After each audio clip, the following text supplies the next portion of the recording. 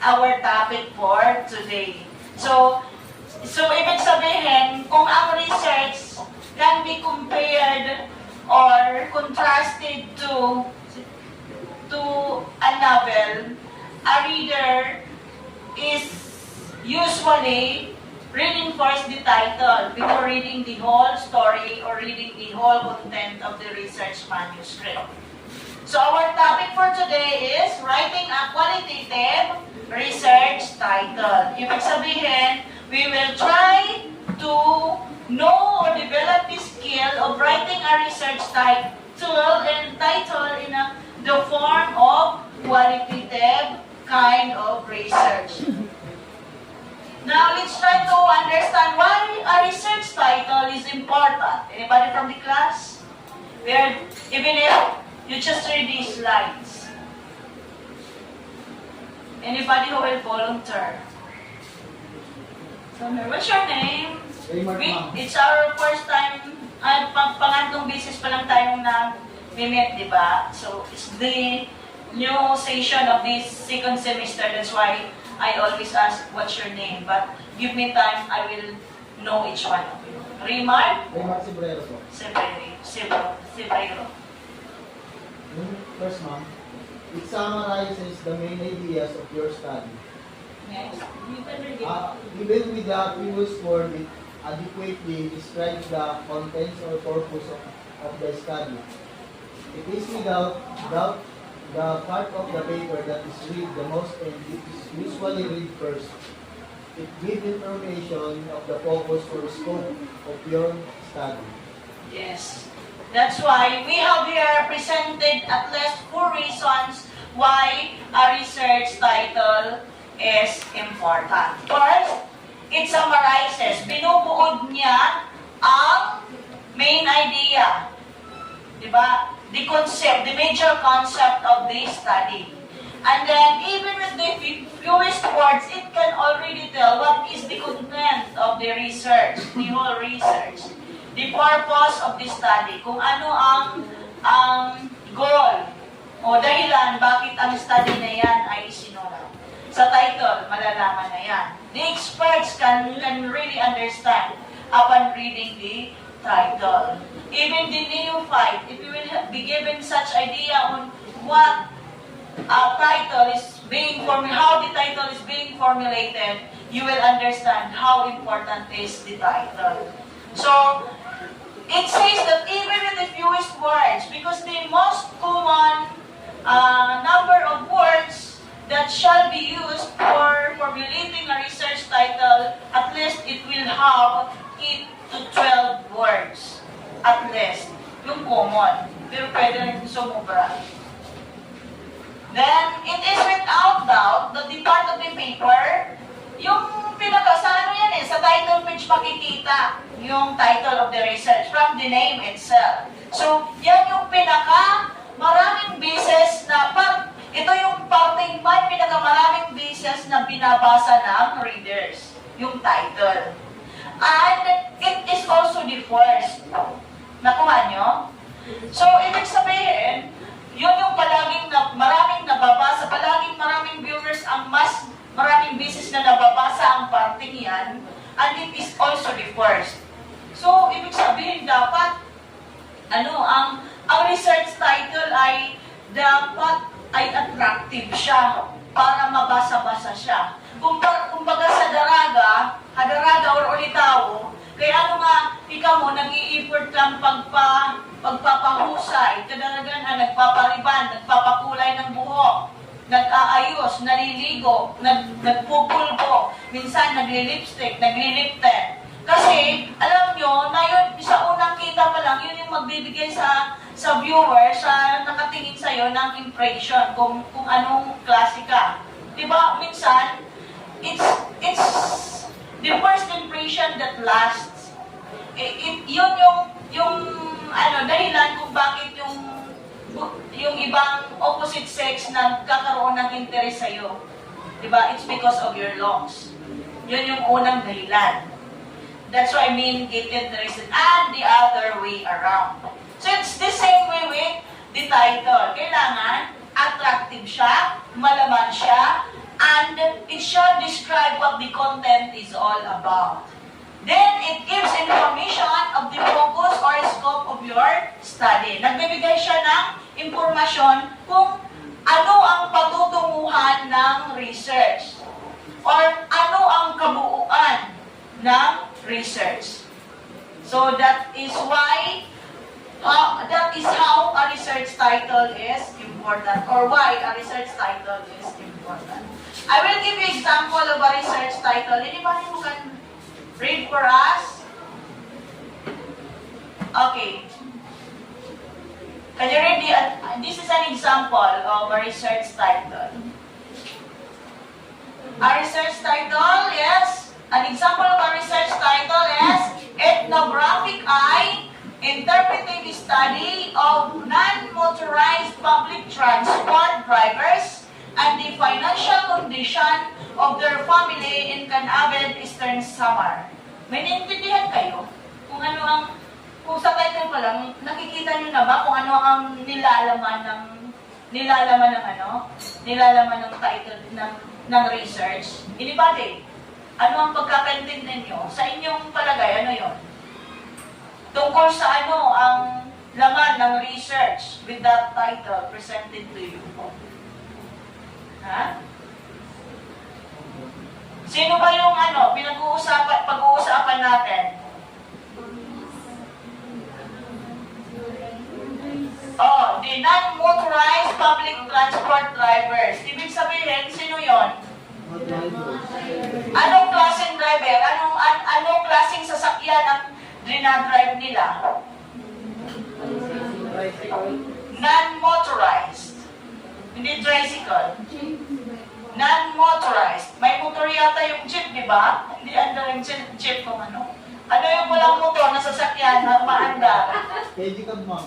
Yan, tama. Pedicab. Tama si Mr. Sebrero. Non-motorized public transport drivers ay mga driver ng pedicab. Ano, di ba? So, papaguhin pa natin yan. Hindi ko na-edit yung title. Pero yun yung sample. Ha? Yun yung sample. So, ito. Basta lang natin na ang ating imamarites ay mga pedicab driver. Napakasosyal lang ng pangalan sa English kasi non-motorized public transport drivers. So, meron tayong sa research, meron tayong tinatawag na research variables. So, what are research variables? When we say research variables, it refers to a person. Tumutukoy ito sa isang tao, sa isang lugar, to a person, dapat may kama pa ha, place, thing, or phenomenon that you are trying to measure, explain, or describe. So, ibig sabihin, ang research variables, kung tinawag nating variable sa research, ito yung tumutukoy sa tao, sa lugar, o isang bagay, o sitwasyon na gusto mong i-describe, gusto mong i-explain, or gusto mong i-measure. By the way, measuring variables is applicable only to quantitative research. So what we are going to do with these variables, i-describe natin, bibigyan ng kahulugan, we will give meaning or explain, because the focus of our study in practical research 1 is we will give meaning or explain because the focus of our study in practical research 1 is making qualitative research. Ang atin ay mag-describe. Di ba sinabi natin, the goals of qualitative research, pinag-aralan natin yan, to explore, to describe, to generate principles or theories, and explain. So yun, ang tawag sa tao, lugar, bagay o mga sitwasyon, yun yung variables. Nakuha niyo? Sige. Let's move. May dalawang oras sa atin yung variables. We have the quantifiable variables and the describable variables. Yung quantifiable variables, it came from the word quantity. It kadamuan niya. The amount. So when we say quantifiable, ang tawag dyan, These are variables that can be measured numerically. May numbers. Ibig sabihin, ang sitwasyon o ang bagay na yan, o ang lugar na yan, pwedeng ma-measure. Pwedeng mabilang. It can be quantified. So, these kind of variables are applicable in quantitative research. Sa qualitative research, mayroon tayong variables, may mga sitwasyon, may mga lugar o tao, o sitwasyon tayong lugar, tao, o sitwasyon tayong ina-analyze. Yung mga variables na yan sa qualitative research. So it can be analyzed descriptively, can be analyzed by words. So na-analyze siya sa pamagitan lamang ng salita. But sa quantifiable, naiintindihan natin siya kasi na-analyze because of numbers. So, describable variables, it can be analyzed by words. Nakuha nyo? So, yung quantifiable can be analyzed by numbers, and then describable variables can be analyzed by words. So, ano ba yung quantifiable? Yung height, yung width, di ba? Yung taas niya, so quantifiable siya. Yung weight, ang halapad niya, the circumference, the level. Pagdating naman sa describable, i-describe mo siya using how hard the work, di ba? How difficult is the life of pedicab drivers, how hard it is for them to get higher income for the whole day. So, yun.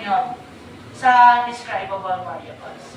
Now, since our topic is, the purpose of our topic is, we can learn how to formulate research title. We can be guided if we know what are the parts of a research title. Specifically in formulating a qualitative research title. Meron tayong 4. Lima. May 5 pala. Sorry. Anybody from the class? What are the 5? Independent variable topic. Or what we call topic? Local. Local city. Research goal result. Methodology. Dependent variable sample.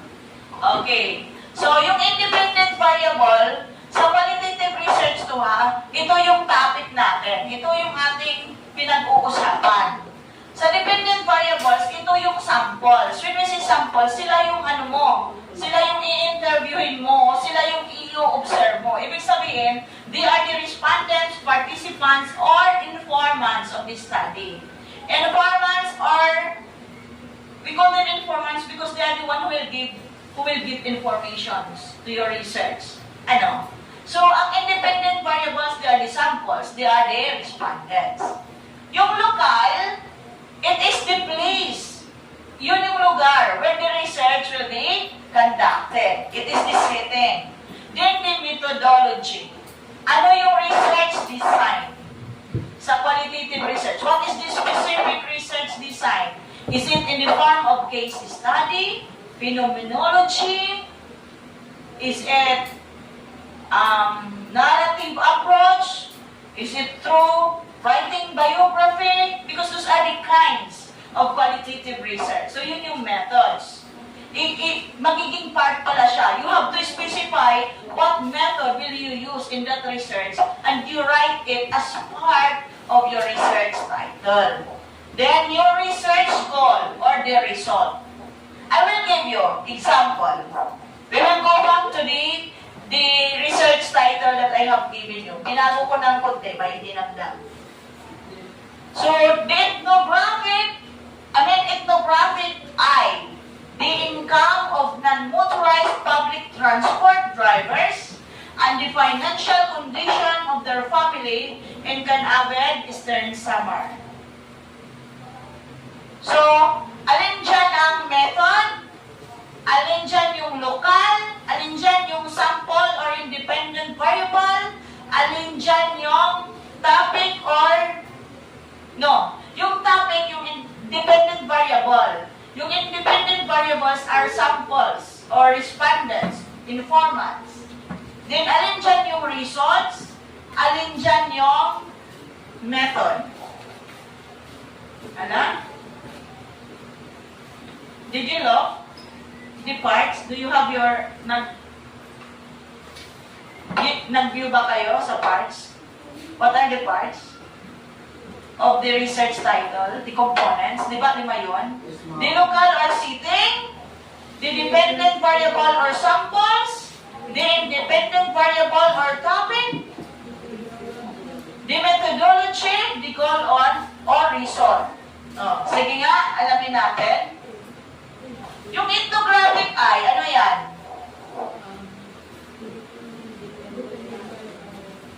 It is the methods. Diba? It is the method or the methodology. What about the drivers, the non-motorized? Independent Oh, yan yung Independent. samples, dependent, diba? Dependent variable samples. And then yung topic, ha? Oo. Yung topic ay, ano? Yung non-motorized public transport, sila yung samples. Yung topic naman ay income. Tama ba? Yes. Yes, that is quiz na tayo. Teka. Yung income, yun yung independent variable. Yun yung topic. Yung sample, yung respondent ay non-motorized public transport drivers. Yung dependent variables mo, no. Nakaganito. Transport driver yung dependent. Oh, yun na. Yung result pala. Yung result mo or goal ay financial condition. Yung methods mo ay ethnographic. Yan. Ethnographic yung methods. Yung local or sitting ay napakadali. Kanabit, Eastern Samar. Nakuha? So, the independent variable, siya yung dahilan, yung cause. Yung effect mo na, yung financial condition, yun yung goal. Nakuha nyo? Quite confusing? Nakukonfuse ba kayo? I will repeat. May 5 tayong parts ng title. We have the dependent variable, yung sample.